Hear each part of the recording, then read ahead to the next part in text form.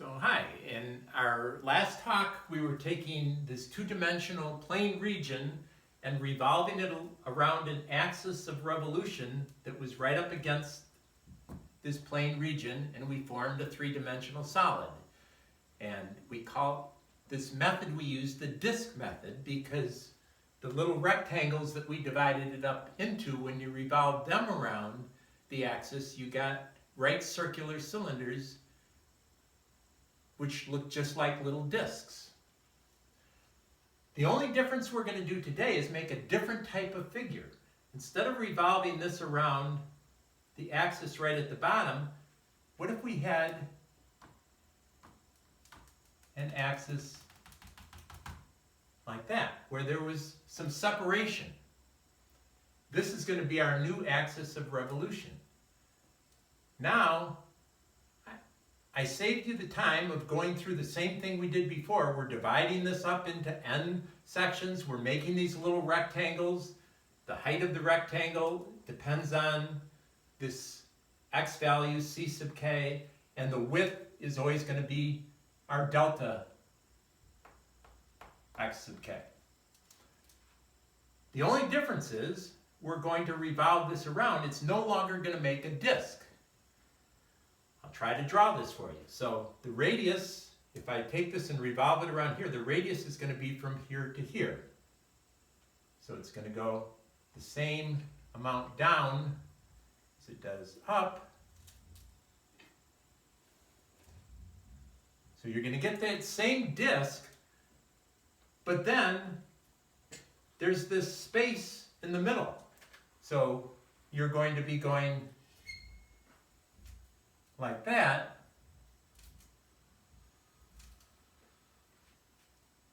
and you have a disk with another disk drilled out of the middle. And it looks a lot like what you put between a nut and a bolt. And it's really thin like that, so it's termed a washer. Now, in geometry, you don't learn how to find volumes of washers, but I think you can see from this that it's just one cylinder subtracted out of another cylinder. So all we have to do is use pi times the big radius squared, h, minus pi times the little radius squared times the height. So we have a big radius and a little radius. And they both are going to depend on c sub k. So we could call this one big R of c sub k and square it. And what is our h going to be? Just like when we were doing disks, this h is delta x sub k. And then we're going to subtract the little radius times delta x sub k. But that's only one of them, so we have to add up from k equals 1 to n, just like we did before, and there's going to be some air in here, so we're going to make them really skinny, these washers. So we're going to take the limit as n approaches infinity, or as the largest partition, the norm of the partition approaches 0. Now we can put these two things together. They all have delta x sub k and they all have pi, so I could just write pi, and then you have big R sub c sub k squared minus little r of c sub k squared times delta x sub k. And what do we end up with? Another infinite Riemann sum, or a definite integral. It's just that we have a little bit more complicated function inside here. The function is not f of c sub k. It's pi times, and this will be big R of x squared minus little r of x squared. So to write this as a definite integral, it's the integral from a to b, and we could take the pi out front And we get big R of x squared minus little r of x squared dx. That's how we would write this infinite Riemann sum as a definite integral. So that's it. That's our formula to find the volume of a solid of revolution that you're doing with washers. And it's going to make a different figure, which might also be something that was made in a manufacturing plant. There's just going to be a hole inside. So let's try an example. Find the volume of the solid of revolution when y equals the square root of x, which looks like this, and y equals x squared, which looks like that, when I take this region and revolve it around the x-axis.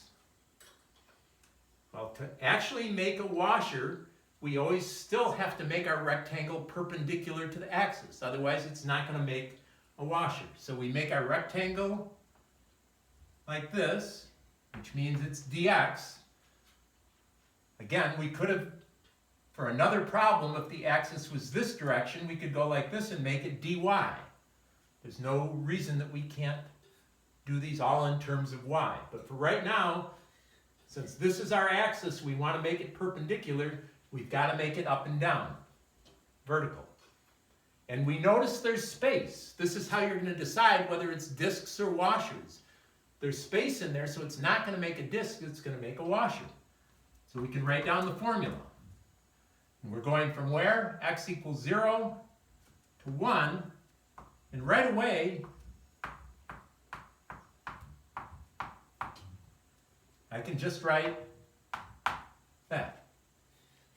And the big radius is going to be measured from the axis up to the farthest point away you can get on this rectangle. That's going to be the big radius. And what do we always call the distance from the x-axis up? We call it y. So in this case, it's the square root of x. The little radius is from the axis up to the closest point you can find on the rectangle. That's going to be the radius of the hole. When you revolve that, there's going to be a space in between there. And that's just the y-coordinate on this other graph. So that would be your setup. And then your first step would be to make that x and this x to the fourth. And we can take these antiderivatives fairly easily. X squared over 2 minus x to the 5 over 5. And we're going from 0 to 1. And then when you plug it in, you get 1/2 minus 1/5. Or 5/10 minus 2/10 or 3/10. So 3/10 pi. Cubic units. And you've done your first solid of revolution by the washer method. So, I think to really get solids of revolution solidified in our minds, the best way to do it is to do one where there's going to be discs and washers, and we have to decide which one to do. So I've got one problem here, and this is a figure, this brown figure right here, that we've already done a few talks ago when we were finding areas of plane regions. So we've already learned how to graph the region between y equals x cubed, y equals 8, and x equals 1. It's right, that little brown area. But this time, instead of finding the area, we're going to revolve it around a bunch of different axes. Each time you're going to get a different figure. So this is like 6 separate problems. So we're going to get 6 different figures. So first, let's revolve it around x equals 1. if I write x equals 1 is this vertical line right here. And what are the things we notice?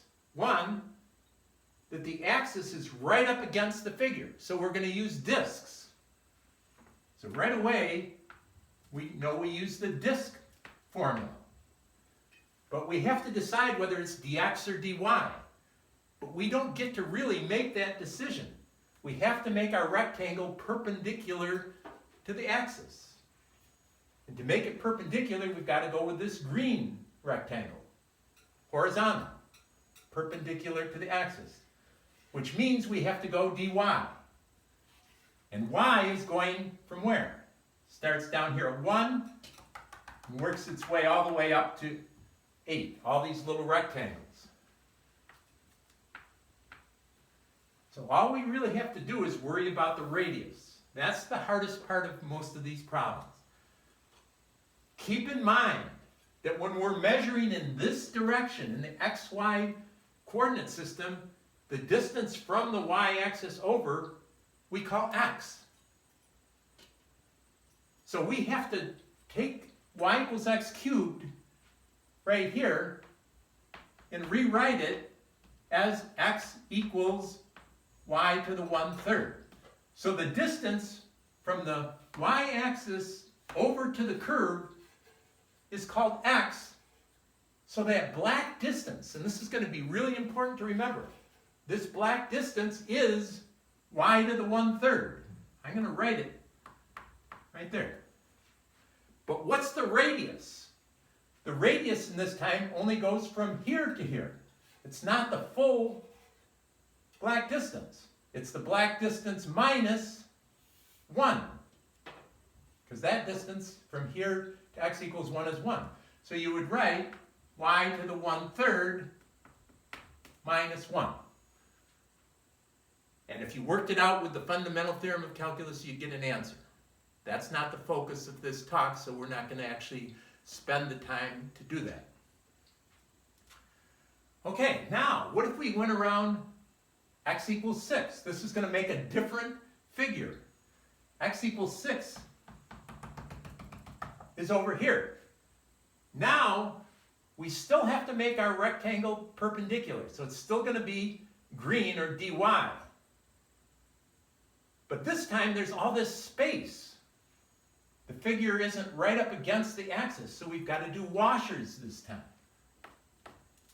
But we're still going to go from 1 to 8.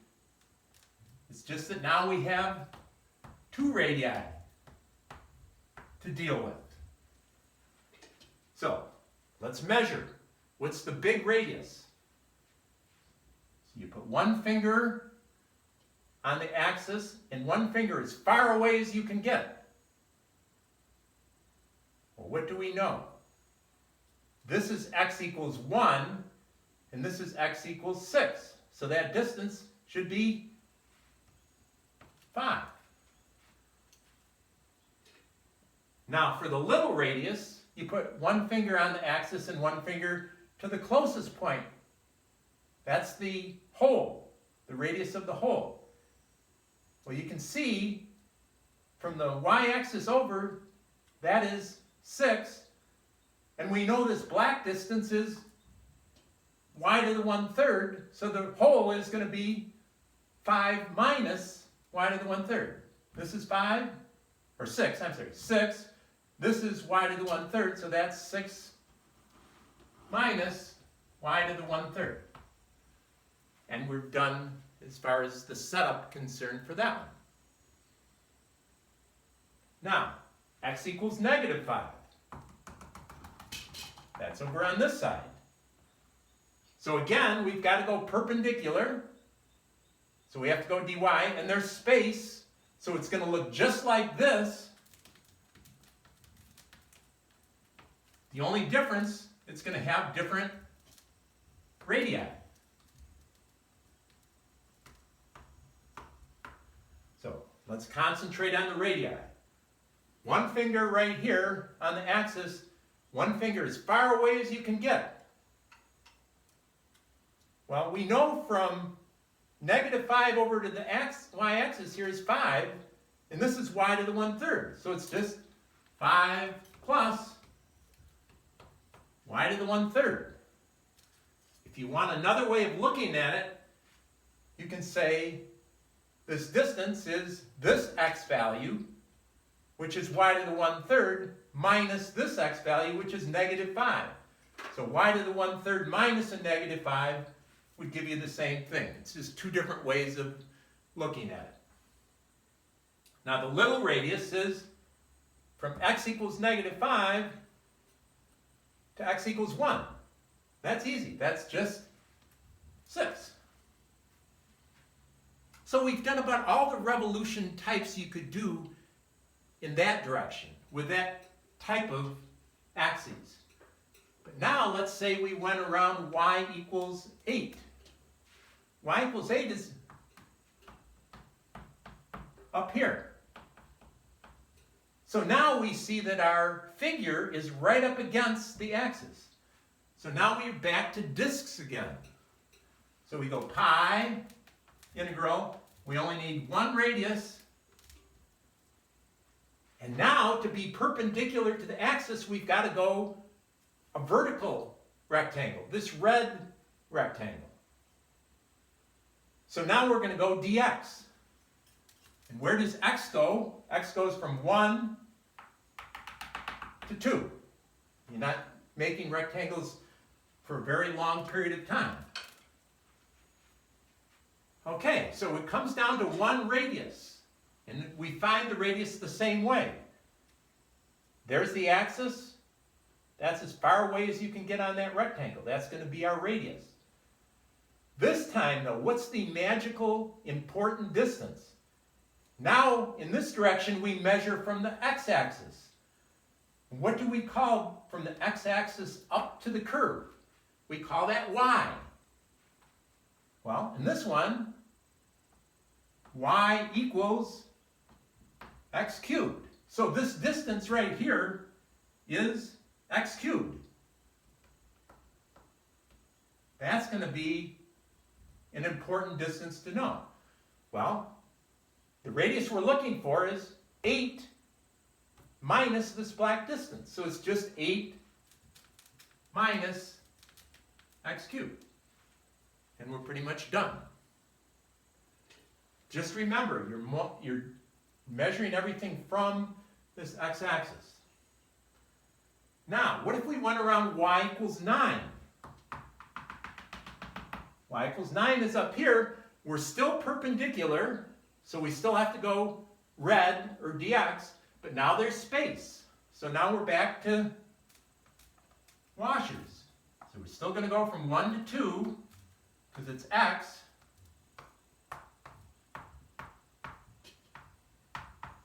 So what are my two radii? One finger right here on the axis, as far away as I can get. Well, what do I know? From here to here is 9, but I don't want to use this hole right here. I just want from here to here. So it's going to be 9 minus this black area. So 9 minus x cubed. And what's the little radius? The little radius is from here as close as you can get, from 9 to 8. Well, that's about the easiest one we found. That's just going to be 1. And the last one, what if we're down here at y equals -7? We still want to be perpendicular, so we're still x, and there's all this space in between the rectangle and the axis, so we're back to this exact same setup. 1 to 2, big radius squared minus little radius squared dx. We're just going to have different radii. So now we're measuring from the axis as far away as I can get. Ooh, this is a long distance. It's from y equals -7 to y equals 8. So that's just 15. The little radius is from the axis to the closest point. That's the radius of the hole again. Well, if you look at the black distance, that's x cubed, and this distance is 7. So it's x cubed plus 7. Or if you want to say this y value, x cubed, minus this y value, a negative 7, x cubed minus a negative 7 is x cubed plus 7. So, took us a little while, but we just did 6 separate problems. Each one of those is going to make a different, interesting figure, and it might be something that you would want to manufacture. And now we know how to find the volumes of them. So, and I mixed in discs with washers so you could see the thought process, because you're never going to be told which way to do it. You're going to have to figure that out yourself, depending on whether there's space between the rectangle and the axis. So good. So have a good rest of your day, and I'll see you the next time, I hope.